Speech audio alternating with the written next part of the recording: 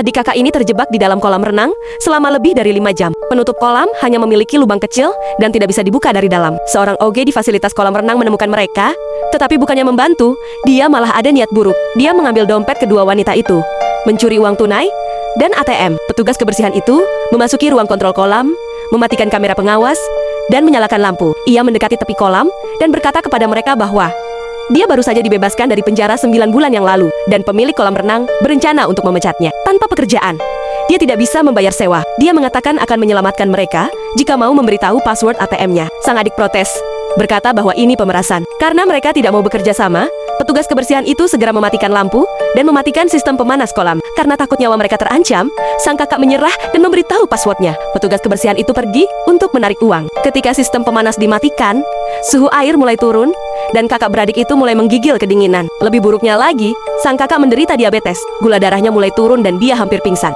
Dia perlu mengambil tasnya untuk mendapatkan obatnya. Sang adik terus berusaha memperbesar lubang ventilasi dengan selembar plastik. Tanpa sepengetahuan kakak beradik itu, petugas kebersihan sudah kembali dan menguping percakapan mereka.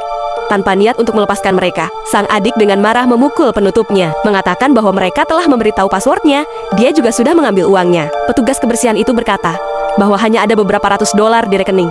Menurutnya itu tidak cukup. Sang adik mengasah ujung lembaran plastik di tepi kolam dan memanggil petugas kebersihan itu, mengatakan bahwa dia punya lebih banyak uang. Saat petugas kebersihan mendekati lubang, sang adik mengambil kesempatan untuk melukainya.